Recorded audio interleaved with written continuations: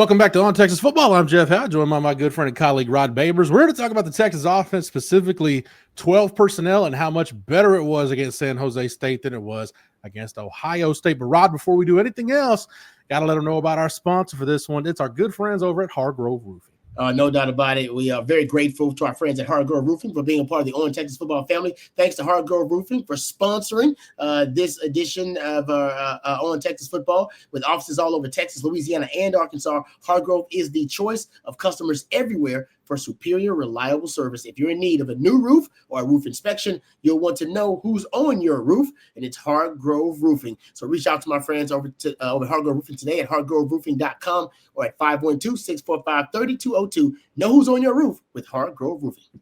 Rod, this was almost exclusively a 12 or 11 personnel game for Sark against San Jose State. The difference is Texas was infinitely more explosive out of 12 personnel than they were out of 11 personnel. I got the numbers from our good friend and colleague, CJ Vogel. According to CJ, it was 22 snaps for Texas out of 12 personnel, averaging almost 12 and a half yards per play, Rod. That's compared to 41 snaps out of 11 personnel, one running back, one tight end, just about a little over 4.5 per play. So there's a pretty wide chasm there in terms of what Texas got out of 11 and what they got out of 12. And Rod, we were talking about before we press record, you confirmed it for me.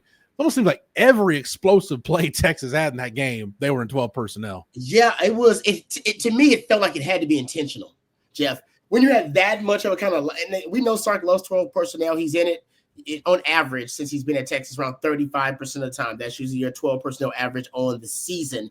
But in this game, I felt like he broke out some of his favorite staples out of 12 personnel. We saw the wide delay. Remember the wide delay? Gunnar Helm scores on it in double overtime versus Arizona State. We saw that from Jack Endries. Even the empty set where he scores a 16-yard touchdown for Jack Endries.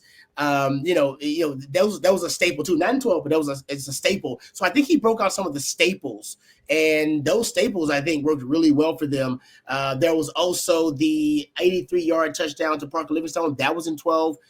And that is, we've seen that before, kind of that layered flood concept, swing screen with a deep post, and then the wheel route behind it. We've seen that before. So I think it was Sark going out of his way after, and maybe I'm wrong here, but after watching Ohio State film and seeing how abysmal they were in 12 personnel. I even came on this channel and said, man, they need to just work 21 personnel. They may need to decrease the amount of 12 personnel usage if they're going to be that bad in 12 personnel. They average less than 4 yards per play in 12 personnel versus Ohio State. I think Sark wanted to go out of his way to not only weaponize 12 personnel, but also kind of maybe convince himself that, hey, no, 12 personnel is still my baby behind 11. We can still create explosives in 12 personnel. And by the way, I don't know if you've been this deep and talented at tight end since Sark has been here, the position he calls the second most important position in his offense behind quarterback.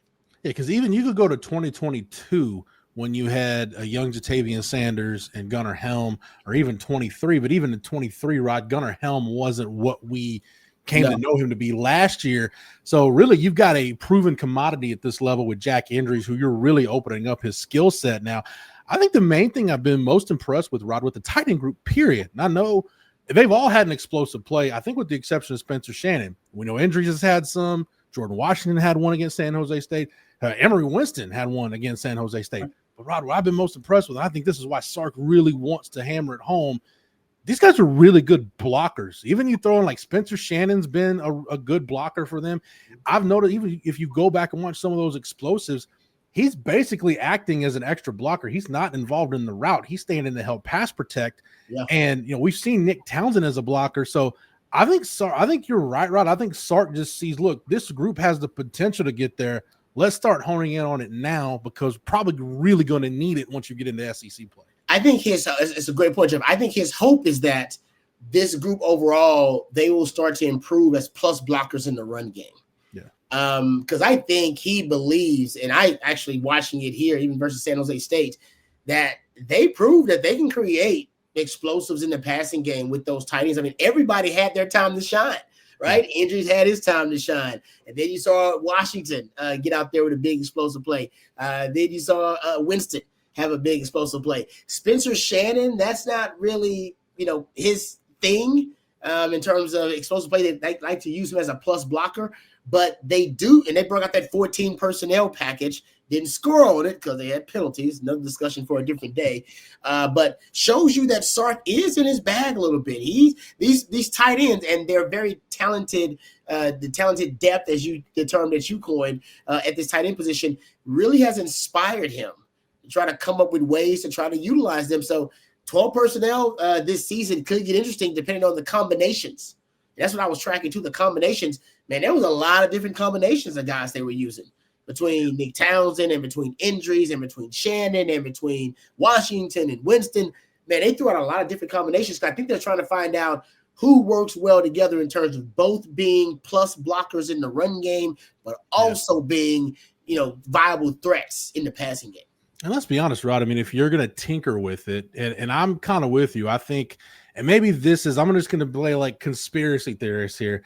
I think this is maybe why some of Sark's sequencing, if you will, in terms of play calling, hasn't been exactly spot on. Is I think he really wanted to use this game. It seemed like, as you said, to really see if 12 personnel was going to work, almost force feeding it at times because of that tight end group. And I think the other thing too is, look, they have been willing blockers. Like that's the biggest part, I think, of if a tight end is going to be a good blocker. I think tight ends and running backs too. Are they willing to just stick their face in there and be physical?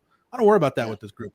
But you need some diversity, and you're going to need to be diverse if you want to run a lot of 12 personnel because you need that extra receiving threat. I think the other thing too, Rod, I think Sark was trying to figure out maybe some other things in the run game because San Jose State, and I wouldn't be shocked if UTEP did the same thing too. Heck, we saw Ohio State do something similar, even though San Jose State had more movement post-snap than Ohio State did. They're playing a lot of tight fronts against Texas, almost like kind of like an old school Eagle or Bear front is kind of what the down linemen look like, where they're all kind of lining up between the tackles and making it hard to run, especially as much pin pull stuff as Texas runs. Man, penetration will blow that stuff up real quick. So you're seeing more of the tight ends being a factor as pullers in the run game. The fact that they've got guys who want to be physical is a big part of it, but I think it's just start trying to rep it. So that way, hey, maybe if one or two of these guys can be consistent blockers, then we can lean on 12 personnel in conference play. Yeah, I mean, you're right. I mean, that's what got Nick Townsend on the field, right? Yeah. I mean, that he has that mentality of physicality. He'll sacrifice his body. That's the reason that he's on the field. He's actually carved out a role for himself. I think he's your cowboy back. Remember they brought in Jason McAdoo, the coach from Oklahoma State who came up with the cowboy, which is a cowboy back, which is a hybrid between a fullback and a tight end. Honestly, I think Nick Townsend is your best cowboy back right now. Considering they lined him up at fullback on that goal line package. And I think also, you start looking at it, Jack Andrews is your guy that they think can do everything. But they're going to moneyball that tight end position, that other position in 12 personnel, the other tight end position with different guys, depending on the matchup, maybe depending on the situation. So I can't wait to say who actually separates in that group. Because we haven't seen this much variety at tight end for Sark. So is he gonna, when he finds his two guys, is he gonna go back to this? No, I got my two guys. These are the two guys I'm rocking with. Or is he gonna continue to cultivate the depth and the variety there? Because like you said, that could be dangerous for opposing teams. You coming out, and another term you kind of coined, the hybrid spread era. And a great way, and some people think the best way to counter that is with two tight ends and 12 personnel. So you can, but guys who are viable threats in the passing game, but also can be A+ blockers in the run game, and they give you more balance and force those defenses to have to basically account for both.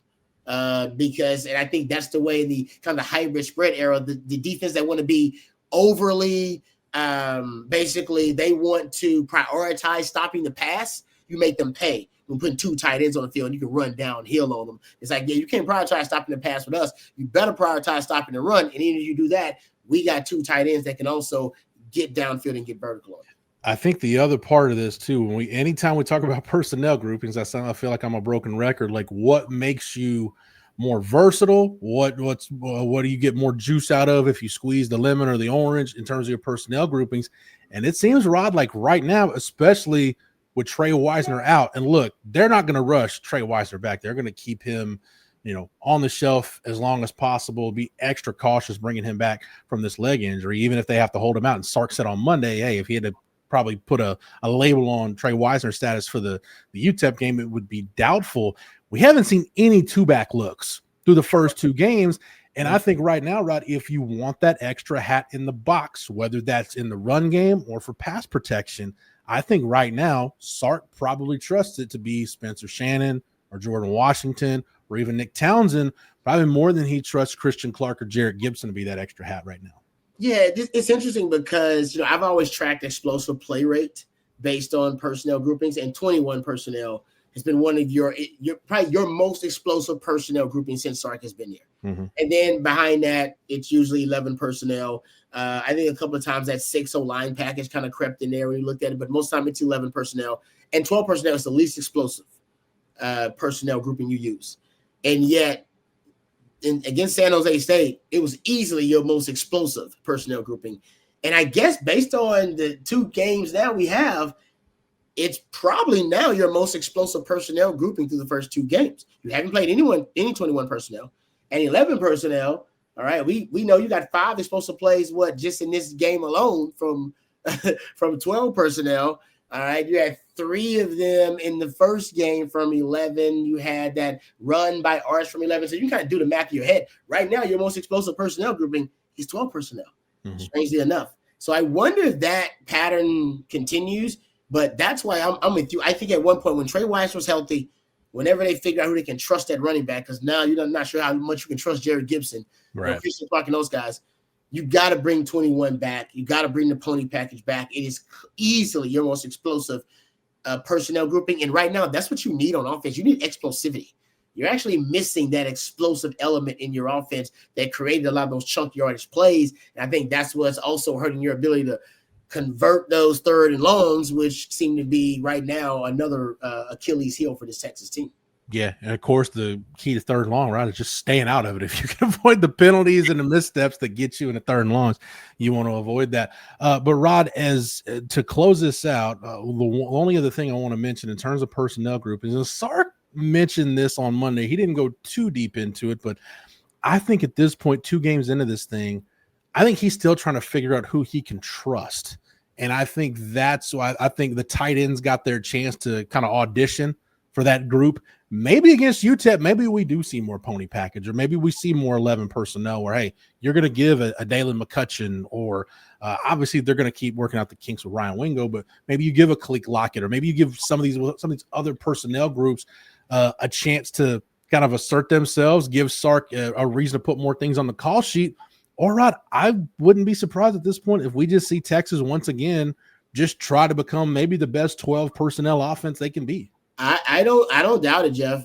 You might see a lot of it again in the UTEP game with Texas. Sark has talked about this. They want to be a more physical team. He even said, right, they want to kind of get away from some of the cute elements in his offense. And like I said, I thought just me trying to psychoanalyze the coach, I think he's talking about those short yardage power situations. Yeah. Where everybody in the damn stadium knows, man, we're about to run a damn rock to get these 1 or 2 yards. All right. He wants to be better in those. He doesn't want to have to run a reverse in that situation, or end and around, or some tricky play where you snap the ball through the legs. He's like, no, we got one of the biggest O-line of the country. I want to be just run downhill on people in those situations. And I think that's why they want to go into center more. And I think that's why they want to run more power gap schemes. Both have obviously translated to 2025. They've materialized already in the first 2 games. And I think that's also why he wants to go under center more. And I think go 12 personnel potentially too, a little bit more this season, to establish, get you another gap, another hat in the run game, and establish that physicality. But first, you got to make sure your tight ends can block.